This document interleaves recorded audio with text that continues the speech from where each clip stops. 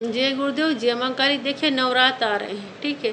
और नवरात्र में क्या है कि लोग बहुत साधनाएं देंगे आपको, लेकिन मेरा मानना है कि देखिए 10 महाविद्याएं हैं या काली माता के 10 स्वरूप हैं। ये सारी जो माताएं हैं, ये जो सारी साधनाएं हैं, ये सब बामा मार्गी साधनाएं हैं, ठीक है।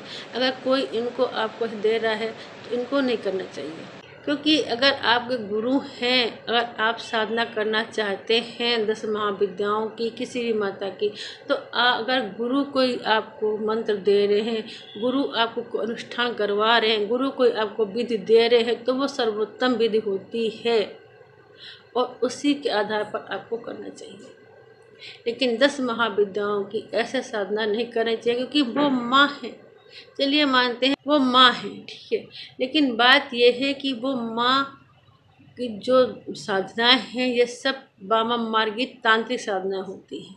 और अगर इसमें जरा सी भी चूक, अगर आप अनुष्ठान करते हैं, आप साधना करते इसी ऐसे किसी बताए हुए बिना गुरु के, तो जरा सी चूक पूरी जिंदगी तबाह कर देती है, सब बर्बाद हो जाता है।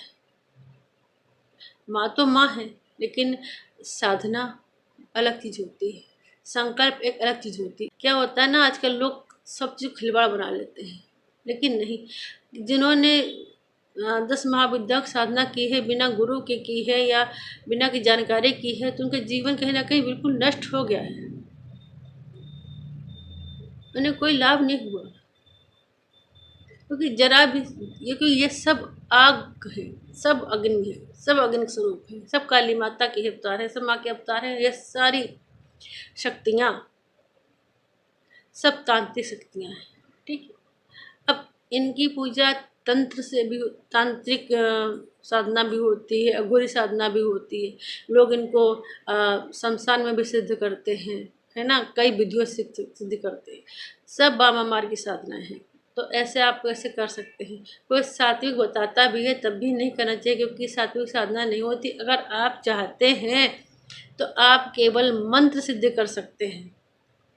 मैं आपको बराबर मंत्र दे रही हूँ कल देवियों के, और देती रहूँगी पूरे नवरात्र भर।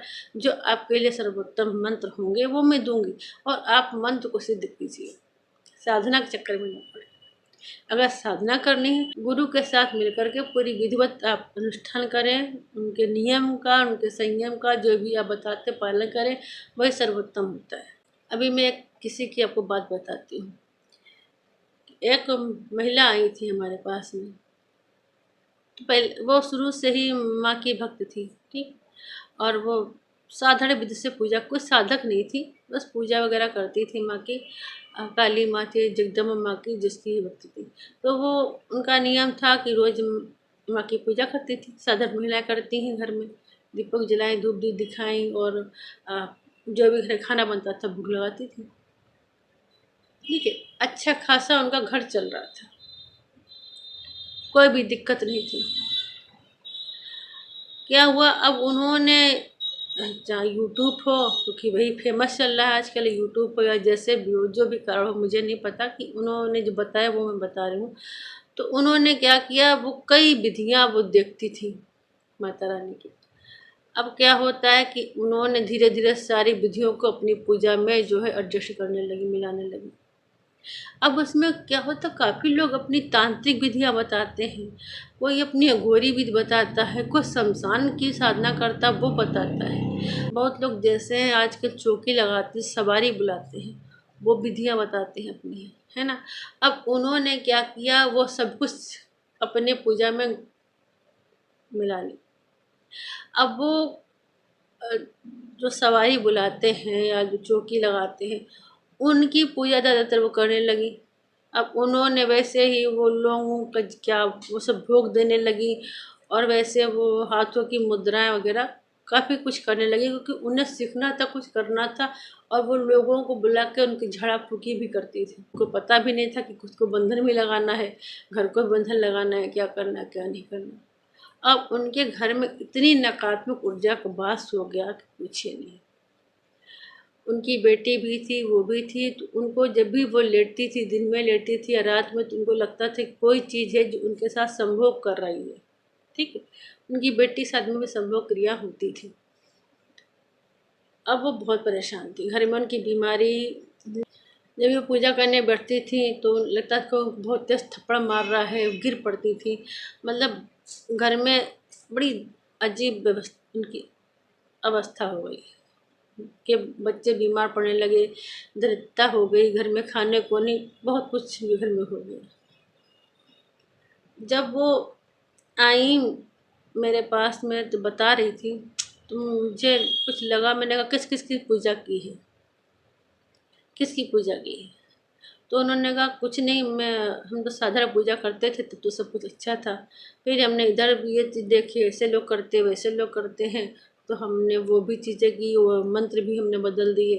पहले हम मंत्र नहीं करते थे, केवल हम दुर्गा चालीसा का पाठ करते थे, दुर्गा चालीसा पढ़ लेते थे और कुछ नहीं करते। बहुत स्थिति खराब थी। जब उनके घर में जाकर देखा गया तो कम से कम घर में उनके पूरी बारात थी। मतलब इतनी ज़्यादा नकारात्मक ऊर्जा थी घर में, यहाँ तक कि जिन लोगों का भी वास था घर में उनके, जो उनके बच्चों के साथ, लड़की के साथ में संभोग क्रिया भी करते थे। फिर छोटा मोटा उनका हवन, तांत्रिक हवन किया गया, चीज़ें हटाई गई और उनको फिर गुरु दीक्षा दे करके जो भी पूजा बताई वो कर रही हैं, तब से काफ़ी उनको लाभ है। तो ऐसा भी है कि आप, बहुत लोग ऐसे होते हैं कि चीज़ों को देख करके उसी तरह से चीज़ें करने लगते हैं। ठीक है, आप जो साधारण पूजा कर रहे हैं वो करिए। कोई भी आप अगर मंत्र कर रहे हैं तो मंत्र करिए, लेकिन क्या है कि कोई भी मंत्र करेंगे तो उसको संकल्प लेकर ना करें। आप किसी का मंत्र कर रहे हैं तो आप ये कहें कि हाँ, हम आपका ये मंत्र कर रहे हैं, हमारा ये कार्य पूरा हो, और आप मंत्र करिए, मगर संकल्प मत लीजिए। आप कई चीज़ें देखें तो ये देखें कि वो चीज़ तांत्रिक विधि है, कि वो अघोरी विधि है, या वो कौन सी विधि है। फिर अपनी पूजा में उसको आप लीजिए, सिंपल पूजा कीजिए। अगर ज़्यादा आपको सीखना है, ज़्यादा आपकी इच्छा है कि हम बड़े बड़ी चीज़ें सीखें, तो देखिए आप गुरु बनाइए, गुरु से पूछी करिए। क्योंकि देख, माता रानी जो 10 महाविद्याएं हैं या काली माता के 10 स्वरूप हैं, ये सब तांत्रिक साधनाएं हैं और ये सब वामा मार्ग की साधनाएं हैं। और वामा मार्ग की साधना ऐसे कोई नहीं बताता, बताना भी नहीं चाहिए, क्योंकि ऐसे कोई कर भी नहीं सकता। देखिए, नवरात्र में हम आपको कुछ बता दे रहे हैं, नवरात्र आने वाला, तो थोड़ी चीज़ें बता दे रहे हैं अभी हैं कि देखिए, अगर आप नवरात्र की पूजा करते हैं, अगर आप दुर्गा सप्तशती का पाठ करते हैं तो करिए, अगर सही विधि पता है तो किस तरह से पाठ करना है। अगर आपके पास टाइम नहीं है तो आप कवच, अगला सूत्र और कीलक भी कर सकते हैं। अगर आपके पास वो भी नहीं है तो आप दुर्गा चालीसा का भी पाठ से कर सकते हैं। ठीक है, नहीं कुछ है तो आप माता रानी का नाम लेकर के केवल प्रार्थना ही कर लेते हैं, केवल आपका समर्पण माँ देखती हैं कि आपके अंदर कितनी भक्ति, कितना समर्पण है, तब भी वो माँ खुश हो जाती है। अगर ज़्यादा आपको विधि विधान नहीं पता है तो ज़्यादा नहीं करना चाहिए। अगर आप चाहते हैं कि आपको एक ऐसा मंत्र मिल जाए जो सात्विक हो और आपको उससे कोई नुकसान ना हो, तो दुर्गा सप्तशती का ही हम आपको मंत्र दे रहे हैं। अगर आप दुर्गा माता के भक्त हैं तो ये मंत्र कर सकते हैं, और ये मंत्र हमने कई बार बताया है और कई वीडियो में दिया है। ये मंत्र आप नवदुर्गा में कर सकते हैं, बिना संकल्प के ही करना है। ठीक है, ओम जयंती मंगला काली भद्रकाली कपालिनी दुर्गा क्षमा शिवा धात्री स्वाहा सुधा नमस्ते। इस मंत्र का आप ज़्यादा से ज़्यादा जाप कर लीजिए। लेडीज जेंट्स कोई भी कर सकता है। माँ बहुत प्रसन्न होती है, बहुत कृपा होती है माता की, आपके सारे कष्ट दूर होते हैं। ठीक है, और साथ में जो भी काली माता के भक्त हैं, जो काली माता की पूजा करते हैं या लक्ष्मी माता के स्वरूप की पूजा करते हैं, तो उनके मतलब अगर आप काली माता के भी पूजक हैं तो मैं उनके लिए भी एक मंत्र बता देती हूँ। ये भी मंत्र दुर्गा सप्तशती का ही है, इसे भी आप कर सकते हैं। और काली माता के लिए है, दुर्गा माता के लिए, किसी भी के लिए आप अगर चाहें तो ये दोनों मंत्र का प्रयोग कर सकते हैं।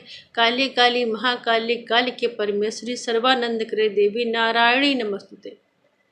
ये दोनों मंत्र इतने अच्छे हैं और इतने सात्विक मंत्र हैं, इसमें माँ बहुत प्रसन्न होती है और किसी तरह से आपको कोई भी हानि नहीं होती।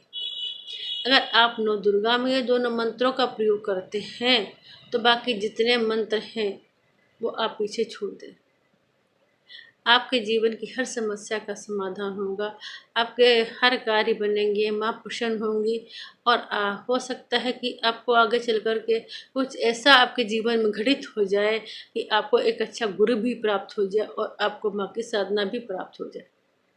करके देखिएगा, लाभ उठाइएगा। अगर आपको अच्छा लगता है वीडियो तो आप लाइक कीजिए, शेयर करना ना भूला करिए भाई। देखिए आप तो आनंद लेते हैं, आपको तो जानकारी होती है, लेकिन बहुत लोग होते हैं जिनको जानकारी नहीं होती है ना, तो शेयर कीजिए।